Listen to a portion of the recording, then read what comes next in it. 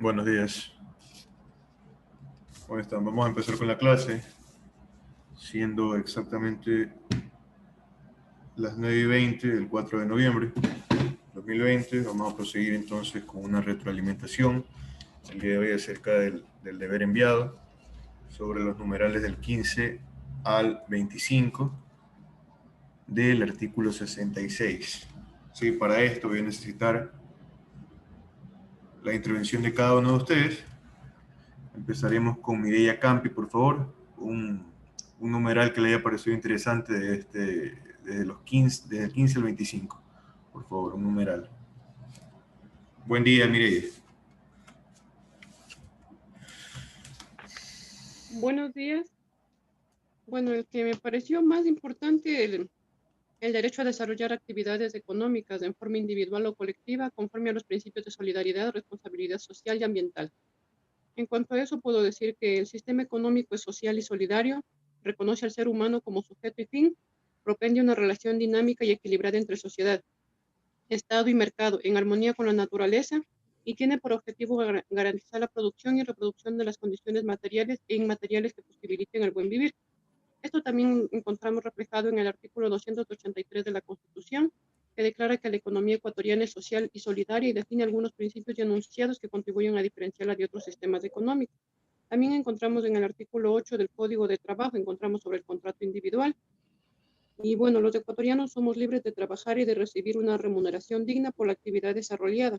El poder laborar solo o colectivamente es parte del derecho, pues una comunidad trabajadora fomenta la solidaridad como mecanismo de convivencia. Pero a su vez, en cuanto a este artículo, me llamó la atención porque dice desarrollar actividades económicas. También debemos ver en la situación en la que estamos, las actividades económicas están en más, ¿cómo le puedo decir?, más activas, más gente quiere trabajar por la situación en la que nos encontramos, pero también están a su vez imposibilitadas de realizar eso, porque los policías metropolitanos se acercan y les retiran de sus puestos en vista que no tienen un lugar fijo donde trabajar o no pagan el impuesto por el uso de suelo. Entonces, por eso me llamó la atención este numeral. Gracias. Mireia, ¿usted cree que queda en letra muerta entonces el derecho a realizar actividades económicas? Casi, en cierta parte sí, porque no se está cumpliendo en la realidad, porque algunos no pueden realizar en sí bien las actividades económicas. Como les comento, en la situación en la que estamos, los vendedores ambulantes, algunos no tienen su lugar fijo de trabajo. O sea, hay ciertos artículos en la ley que no se aplican, en la realidad no se aplican. Claro, ahí habría que realizar una ponderación acerca de qué pesa más, el derecho a las actividades económicas o el orden público. Bueno, proseguimos con Luis Ronquillo, por favor. Sí, aló, Buen día, buenos días Luis. con todos. Doctor, uno de los que me llamaron más la atención de estos derechos, pues el derecho a la protección de datos de carácter personal, que incluye el acceso y la decisión sobre información y datos de este carácter, así como su correspondiente protección, la recolección de archivos, procesamiento, distribución o difusión de estos datos o información requerirán la autorización del titular o del mandato de la ley. Me llamó la atención porque como creo que todo el mundo ha recibido llamadas, por ejemplo, de alguna empresa solicitando o dando a conocer algún servicio, ofreciendo servicios. Entonces, yo pienso que ahí tal vez, no sé si tenga relación en cuanto a la vulneración de este derecho, porque como ellos pueden obtener algunos datos o información de nosotros, que prácticamente son privadas, ¿ya? Como el número telefónico, nombres y esa situación. Entonces, uno de esos, vería. Y la otra, el otro, el derecho a la intimidad personal y familiar. En cuanto a también había el derecho a la inviolabilidad y al secreto de la correspondencia física y virtual. Bueno, en el anterior que le dije, el derecho a la intimidad personal y familiar, tengo yo yo leí dentro de lo que estaba investigando, que por ejemplo, si uno quiere, por ejemplo, el derecho a la intimidad personal y familiar, también va de la mano sobre el delito cuando le digamos que le dicen alguna injuria, más o menos, tratando de dañar su imagen, alguna falsedad de que ha hecho. Entonces, en esta parte yo leí que, por ejemplo, si uno quiere, por ejemplo, daño a la imagen, ya, denunciarlo por esa parte, digamos que un periódico eh, dice ciertas cosas de mí que no son y dañan mi imagen y yo como tal pongo una denuncia, por lo general esta queda casi en nada y más bien la persona afectada que en ese momento más bien se ve gastando tiempo, dinero y aún con más coraje. Porque decía que supuestamente el juez ya al momento de toda la audiencia y todos, pues dice que por falta de agravantes eso queda como archivado y quedó ahí. Entonces, ahí sí tendría un poquito de duda, no sé cómo sería el trámite en cuanto a eso, o sea, cómo yo puedo denunciar a una persona por esta vulneración o por esta Ya. situación. Verá, en Gracias. este caso, si hablamos de la falsa imputación de un delito, podemos hablar del delito de calumnia, en el caso de que sea, por ejemplo, por periódico. La persona se puede retractar, la persona que en este caso vulnerado derechos se puede retractar por el mismo medio. Entonces, no le da la opción a la persona afectada de aceptar o no las disculpas, sino únicamente la persona que ha afectado derechos podrá retractarse en el caso de que así lo requiere, en el caso de que se interponga una denuncia. Eso es indiferente, podrá retractarse en cualquier momento. Ahora, en el caso de que no exista una falsa imputación de delito, en el caso únicamente de que existan expresiones de deshonra, se podrá aplicar la contravención del artículo 396, si no me equivoco, que trata sobre eso, ¿no? Eso es en el ámbito penal. Muy aparte del ámbito civil, donde se puede ir por la vía de daños y perjuicios. ¿Sí?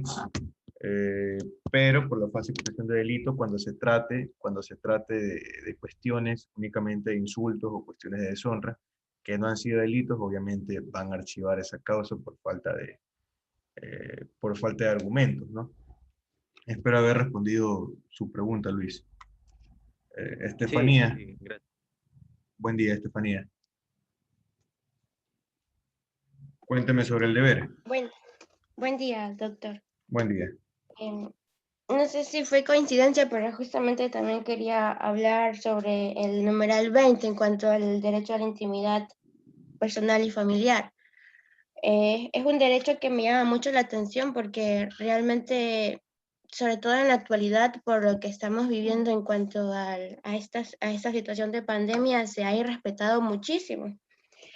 Y la vulneración justamente de este derecho también conlleva a la vulneración o afectación de otros derechos, como por ejemplo el que está contenido en el numeral 18, que es el derecho al honor y al buen nombre, en donde además se garantiza que la ley deberá proteger la imagen y la voz de la persona.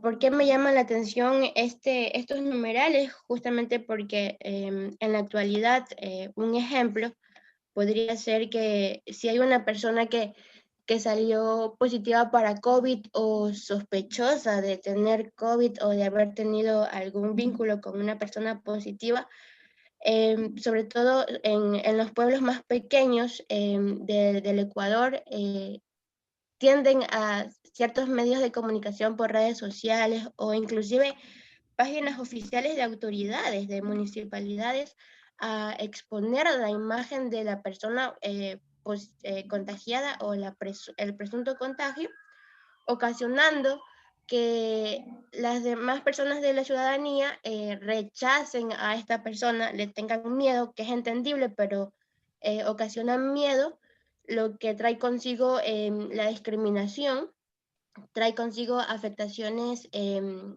el ámbito laboral, porque obviamente así sea una simple sospecha, las personas de la ciudadanía ya no se van a acercar a comprar en su establecimiento o cosas por el estilo. Entonces, me parece igual, como decía al principio la compañera Campi, es lamentable ver que nuestra constitución es tan garantista, pero que la mayoría de sus artículos y numerales se quedan lamentablemente en letra muerta porque no son cumplidos y traen como consecuencia pues lo contrario al garantismo, que es la vulneración de tantos derechos a nuestros compatriotas ecuatorianos.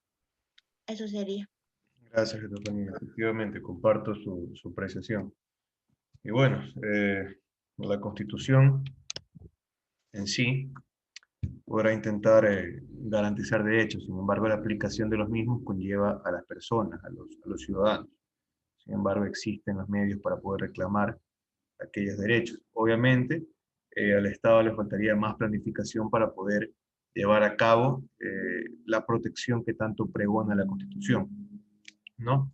Se lava las manos simplemente el Estado posterior a realizar esta legislación tan compleja como tenemos, una de las mejores instituciones de Latinoamérica, pero que no se lleva a cabo. Entonces, podemos mencionar que da lo mismo tener una Constitución avanzada o no, ya que no se la toma en cuenta. Bueno, agradezco la retroalimentación de cada uno de ustedes. Vamos a proseguir con el análisis del artículo 66 para posteriormente poder avanzar con el siguiente tema.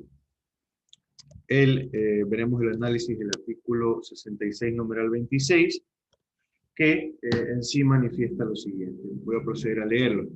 El derecho a la propiedad en todas sus formas, con función y responsabilidad social y ambiental. El derecho de acceso a la propiedad será efectivo con la adopción de políticas públicas, entre otras medidas.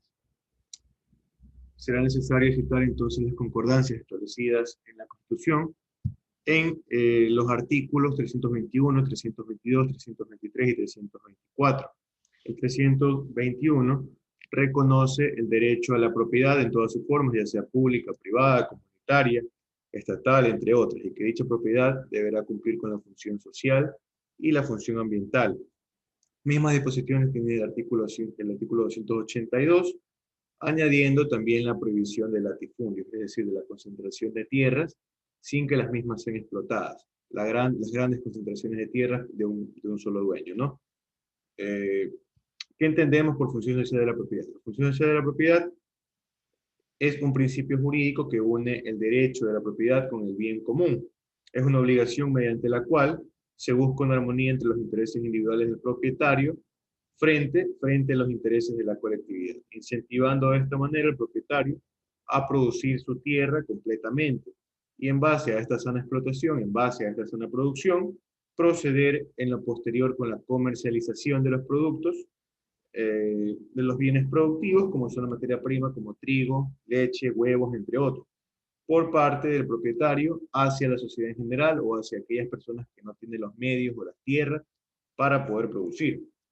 El artículo 322 tiene concordancia con el numeral 26 del artículo 66 de la Constitución, asimismo, ya que garantiza la propiedad intelectual referente, por ejemplo, a marcas.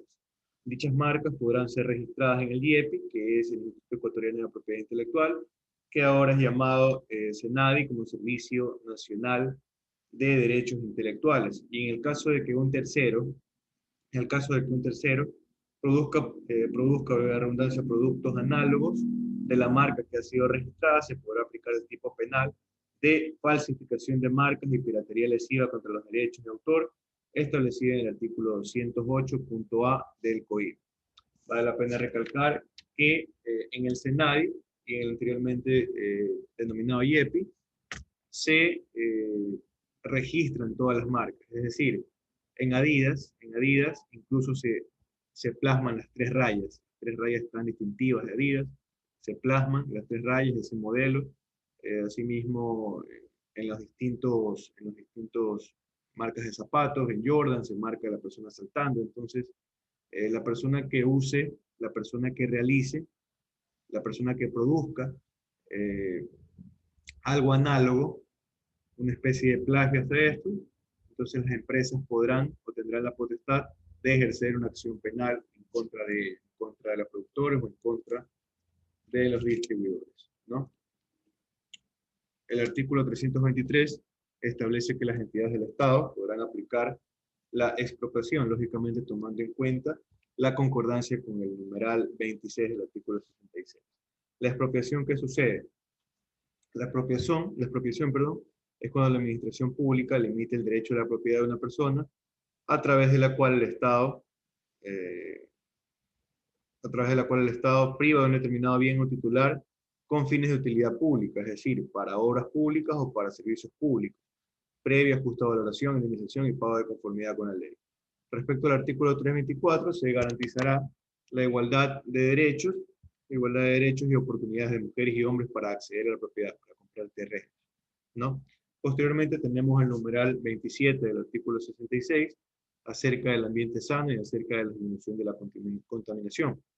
Por supuesto, presenta una concordancia con el artículo 14 de la Constitución de la República del Ecuador, que ya lo habíamos visto anteriormente. Será necesario citar una sentencia sin precedentes por parte de la Corte Interamericana de Derechos Humanos, el 2 de abril del 2020, el tan renombrado caso Laca-Coat contra el Estado argentino. En este caso, el Estado conocía de actividades de tala de ganadería en territorio indígena, que causaban un deterioro en el medio ambiente, impedían el acceso al agua, entre otras circunstancias. Sin embargo, el Estado no realizaba nada para poder impedir evitar que prosiga dicha vulneración de derechos. La sentencia se dio a favor de los pueblos indígenas argentinos, resaltando a la Corte que el deber estatal es el de proteger la naturaleza, no solo por su utilidad o efectos respecto de los seres humanos, sino por su importancia para los demás organismos vivos con quienes se comparte el planeta. Eso lo resaltó expresamente la Corte en su sentencia. En este contexto podemos entender que aquella reclamación de derechos que antes se consideraba un tanto infructuosa, no protegiendo el medio ambiente como sujetos de derechos, hoy en día ya se considera una realidad con este precedente tan importante en el ámbito regional. En el numeral 28 del artículo 66 se plasma el derecho a la identidad personal y colectiva. Para el análisis de este numeral será necesario recurrir al artículo 45 de la Constitución de la República del Ecuador, en el que manifiesta que los niños, niñas y adolescentes tienen derecho a su identidad, nombre y ciudadanía. En este artículo, y recordando el derecho a la identidad, con este artículo recordamos que el derecho a la identidad es un derecho inherente de las personas y, por supuesto, en el artículo 45 se establece la obligación a quien le ha dado vida a aquel niño a hacer los trámites respectivos de registro en el registro civil para escoger libremente sus nombres, ¿no? Y ofrecerle de esta manera el derecho a la identidad. Asimismo, según el artículo 97 de la Ley de Registro Civil, Identificación y Cedulación, el documento que acredita la identidad personal es la cédula. Y con esta cédula se podrán ejercer efectos de derecho de identidad. Como por ejemplo, tenemos el efecto de afiliación a distintos grupos políticos, a distintos grupos sociales, religiosos, entre otros. Y también el efecto civil, el efecto del estado civil en relación con otras personas, que podrá ser soltero, casado, unión de hecho, divorciado y viudo, ¿no? Esos son los efectos que produce el derecho a la identidad. Ahora, el numeral 29 del artículo 66 incluye libertades adicionales. La primera de estas es el reconocimiento de que todas las personas nacen libres. Y para explicar el tema, citaremos el artículo 1 de la Declaración Universal de Derechos Humanos, que afirma que todos los seres humanos nacen libres e iguales en dignidad y derechos, y dotados como están de razón y conciencia, deben comportarse fraternalmente los unos y los otros, ¿no? Acorde a esto, podemos hacer énfasis en la parte de dignidad, ya que desde nuestro nacimiento somos libres y no debemos rendir reverencia a nadie. Asimismo, llegamos a la letra B del numeral 29 del artículo 66, acerca de la prohibición de esclavitud, que se concatena con el anterior numeral que hemos visto, ¿no? Vemos la prohibición de esclavitud, establecida también en el artículo 4 de la Declaración Universal de Derechos Humanos, que determina que los hombres no podrán ser comprados ni vendidos como productos básicos. Se prohíbe asimismo en todas sus formas la esclavitud, referente a personas obligadas a trabajar en condiciones degradantes en sueldo, condición de esclavos, tal cual lo manifiesta la palabra. Se prohíbe también lo que es la explotación, es decir, aquellas personas obligadas a trabajar más de 8 horas, bajo cualquier tipo de chantaje o cualquier tipo de amenaza, y la servidumbre y la trata de seres humanos. También para diversas prácticas, como puede ser la prostitución forzada, entre otros, ¿no? La letra C manifiesta que nadie podrá ser privado de la libertad por deudas ni otras obligaciones, ya que la libertad es uno de los bienes jurídicos especialmente protegidos por el COIP, al igual que la vida y la libertad. Entonces, solo se podrá coartar la libertad en casos penales y en el caso de adeudamiento de pensiones alimenticias, ya que se rige el principio de interés superior del niño por sobre todas las cosas. Recordando asimismo que aquel niño debe desarrollarse y será especial foco de atención o grupo de atención prioritaria en la aplicación de los derechos al buen vivir o summa causae. En la letra D, en cambio, está el derecho de libre albedrío, por el cual se establece que ninguna persona puede ser obligada a hacer algo que esté prohibido o dejar de hacer algo que no esté prohibido, ¿no? He manifestado esto, seguimos con la siguiente parte referente a la participación y organización del poder. Avanzamos a la siguiente parte del pensum de este módulo constitucional. Para esto revisaremos el artículo 95 de nuestra Constitución, que establece los principios de participación. Este artículo manifiesta que los ciudadanos podrán participar de manera protagónica en la toma de decisiones, gestión de asuntos públicos, entre otros temas, por medio de mecanismos de democracia representativa.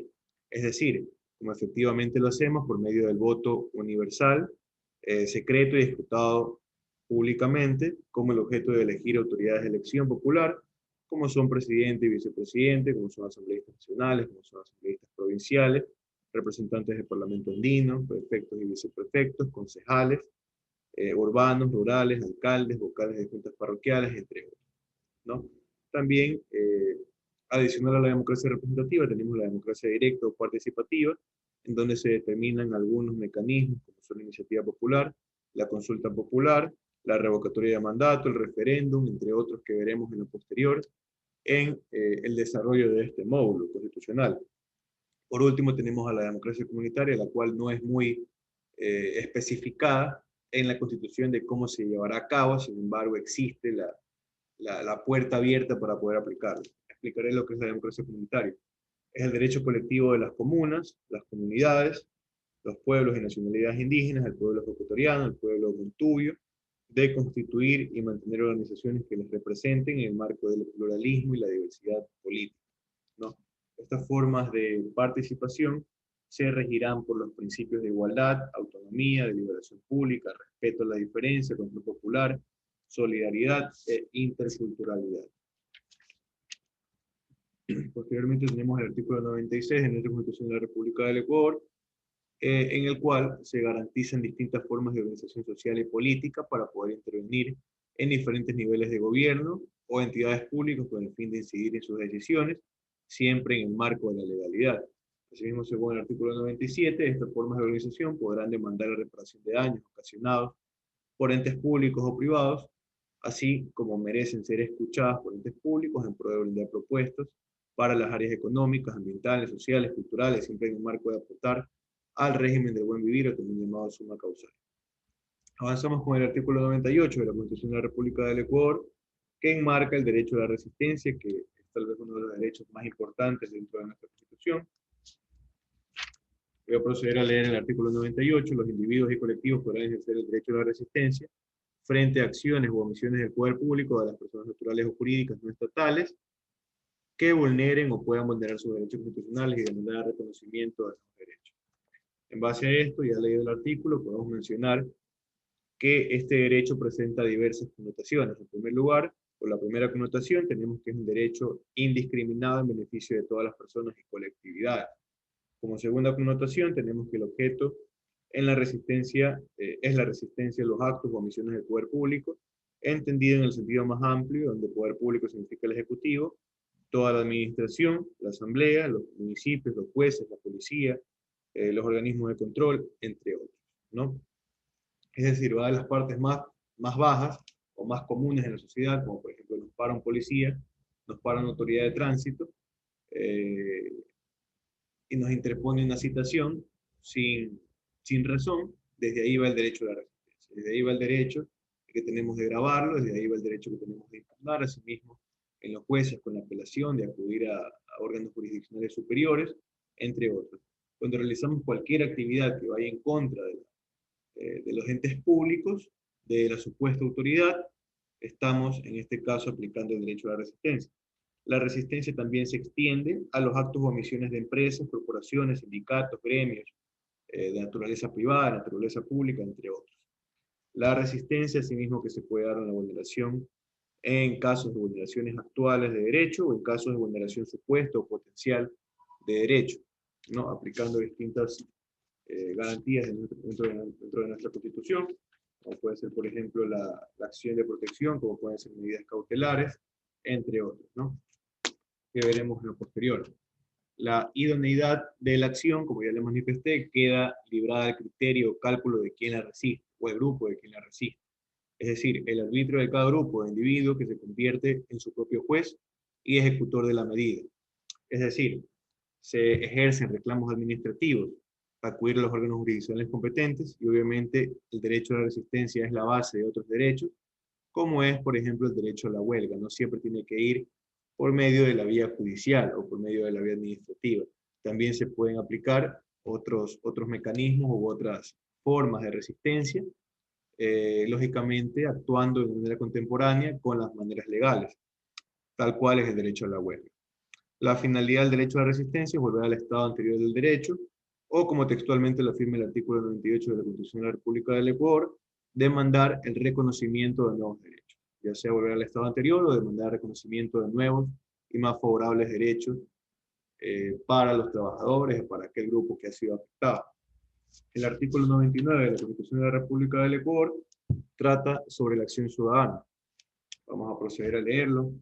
La acción ciudadana se ejercerá en forma individual o en representación de la colectividad cuando se produzca la violación de un derecho o la amenaza de su afectación. Será presentada ante autoridad competente de acuerdo con la ley y el ejercicio de esta acción no impedirá las demás acciones garantizadas en la Constitución o en la ley. Entonces entendemos que la acción ciudadana es una modalidad de la participación ciudadana en la cual se identifica como una garantía constitucional. Tal cual lo vimos, se plantea de una manera general y abierta en la Constitución de la República del Ecuador, sin dar mayor detalle acerca de su aplicación ni de sus mecanismos para la aplicación. Sin embargo, sabemos que establece como efecto la protección de derechos, ¿no? La generalidad de esta acción deja la duda en quién tiene la titularidad de su acción, en caso se la puede plantear, si solo ante la violación de derechos o también de forma preventiva, y si su objeto está orientado a todos los derechos, sean o no constitucionales, o solamente hacia aquellos derechos de participación, que es la sección en donde se establece esta acción, ¿no? La acción ciudadana fue concebida en la Constitución del 2008, y como tal no se encuentran registros a nivel mundial, salvo las constituciones populares o las acciones populares que tienen ese nombre en Colombia y en Bolivia, ¿no? Sin embargo, estas acciones populares en Colombia y en Bolivia solo se pueden ejercer de manera colectiva, más no singular, tal cual lo establece la Constitución del Ecuador. Da la opción de que sea singular o de manera colectiva. El artículo 100 menciona que en los niveles de gobierno se conformarán instancias de participación integradas por autoridades electas, como pueden ser asambleístas, concejales, entre otros, también por representantes del régimen dependiente, es decir, la función ejecutiva, o la persona que en veces lo represente al presidente, como es el gobernador en cada una de las provincias.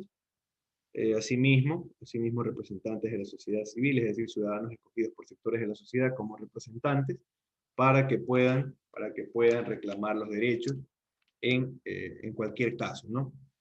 Estas instancias de participación se formarán para elaborar planes y políticas nacionales, locales, sectoriales, para definir agendas de desarrollo, para fortalecer procesos de comunicación y para realizar mecanismos permanentes de transparencia. La forma de exteriorizar lo manifestado en este artículo es por medio de reuniones periódicas, rendición de cuentas, audiencias públicas, veedurías, asambleas, cabildos populares, consejos consultivos, observatorios, entre otros. Voy a proceder a definir algunos de los mecanismos que en este momento he mencionado. En primer lugar, ¿qué es la audiencia pública? Constituye una instancia de participación en el proceso de tema de decisión administrativa, legislativa, en el cual la autoridad responsable de la misma habilita un espacio institucional, para que todos aquellos que puedan verse afectados o tengan un interés en particular en aquella acción puedan expresar su opinión respecto de ella, puedan expresar sus ideas acerca de ella, ¿no? Las veedurías ciudadanas son mecanismos de control social mediante los cuales los ciudadanos ejercen su derecho de participación por el seguimiento, vigilancia y fiscalización de la gestión pública. Tienen carácter cívico, voluntario, independiente, neutral, es decir, no se las remuneran, ¿no? En ningún momento. Y no forman parte de la función o del Consejo de Participación Ciudadana y Control Social, ¿no? Las veedurías no persiguen el interés o beneficio personal y su objetivo principal es la prevención de actos de corrupción. Algunos ejemplos que pueden darse respecto a veedurías es la vigilancia de procesos de transición entre una administración saliente y una venidera en los GATS, para evitar que la administración saliente pueda llevarse mayor cantidad de dinero de lo que le corresponde, ¿no? Otra manera u otra forma en la cual se pueden aplicar veedurías es, por ejemplo, en evitar sobreprecios en obras públicas, entre otros. Es necesario manifestar que los veedores que voluntariamente se encuentran, en este caso fiscalizando las obras públicas, deberán evitar incurrir en las prohibiciones del artículo 16 y 17 del Reglamento General de Veedurías Ciudadanas, ¿no? Así mismo proseguimos con los consejos consultivos, que es otra forma u otro mecanismo para poder ejercer las instancias de participación. Tenemos los consejos consultivos, que son mecanismos de asesoramiento que se constituyen en espacios y organismos de consulta. Su función es meramente consultiva. Las autoridades o las instancias mixtas o paritarias, tal cual lo vimos en las instancias de participación, podrán convocar en cualquier momento a dichos consejos. Se conformarán por ciudadanos o ciudadanas y asimismo por organizaciones civiles. Pueden integrar los grupos de profesionales, técnicos o personas, de preferencia con gran experiencia o conocimiento sobre el tema en consulta, ¿no? La base legal de los consejos consultivos se encuentra en el artículo 66 y 95 de la Constitución de la República del Ecuador, y asimismo en el artículo 80 de la Ley Orgánica de Participación Ciudadana. Artículo 80 de la Ley Orgánica de Participación Ciudadana. Tenemos entonces el artículo 101 para poder proseguir con la clase, que trata acerca de una figura muy importante en la Constitución de la República del Ecuador, como es la silla vacía. Entendemos entonces que la silla vacía es un mecanismo de participación ciudadana dispuesto en la Constitución de la República del Ecuador y que los gobiernos municipales han regulado en sus ordenanzas con el ánimo de resolver asuntos puntuales de la comunidad, asuntos puntuales de los diferentes GATS, ¿no? Para hacer uso de la silla vacía se debe cumplir con ciertos requisitos, como estar, por ejemplo, en goce de derechos de ciudadanía, en caso de representar a una organización social, adjuntar delegación o nombramiento, emitida por parte de la organización de hecho o de derecho que la representa, o a la que representa, ¿no? En la cual el Consejo podrá denominar que esta persona representará sus derechos, ¿no? Asimismo, deberá presentarse la identidad y declaración de no mantener conflicto de interés personal, laboral, administrativo, ni de orden político, partidista, que tenga litigios pendientes, y además que no presente una sentencia ejecutoriada con la municipalidad. Es decir, no se podrá aceptar a aquella persona que tenga procesos o una sentencia en contra de la municipalidad. Las demás personas que tengan procesos por otras circunstancias podrán ser aceptadas. El trámite para silla vacía es que el interesado debe presentar la solicitud entre 48 horas y 3 horas, ¿no? Entre 48 y 3 horas antes, a la fecha y hora de tratar el tema en el orden del día, en el cual manifiesta su interés particular en las deliberaciones de un tema específico, ¿no? Una vez aceptada la petición, el secretario general califica si cumple o no con los requisitos mencionados, a fin de notificar a la persona para que haga uso de la silla vacía. Asimismo, una característica fundamental de este mecanismo es que la persona tiene voz y tiene voto en el punto que corresponde, muy diferente a las comisiones que se forman en los GATS y que las mismas solamente tienen voz, mas no tienen voto, ¿no? Esa es la importancia de la silla vacía. En cuanto a la acreditación para ser representante, se considerarán parámetros como son la interculturalidad, la plurinacionalidad, la relación interregional, las capacidades diferentes, conclusión y paridad de género, con el propósito de evitar que sean las mismas personas las que ocupen este espacio, ¿no? Se van a regir entonces a la igualdad formal, la igualdad material, tal cual lo vimos en la anterior clase, acerca de la igualdad material, en la cual se determina que las normas obviamente presentan una identidad de aplicación en todas las personas. Sin embargo, la igualdad material pregona que las personas que tienen capacidades diferentes, de las personas que han sido discriminadas a lo largo de esa historia, se podrá aplicar la acción afirmativa para aumentar su representación en el ámbito social y erradicar o disminuir aquella discriminación que ha sido tan característica a lo largo de su historia. No, eso ha sido la clase por hoy. El deber que les voy a enviar va a ser desde el artículo 103 hasta el artículo 111, correspondiente a la democracia directa y correspondiente a las organizaciones políticas. Las mismas directrices que siempre, la letra Arial, máximo 5, mínimo 3 hojas, y este deber, por el hecho del feriado, podrá ser presentado hasta el domingo a las 12 de la noche. ¿Sí? Eso sería prácticamente todo por el día de hoy. Les agradezco la atención prestada y asimismo desearles un feliz inicio de semana. Muchas gracias. Gracias, doctor. Igualmente. Gracias. Hasta luego. Luego, doctor.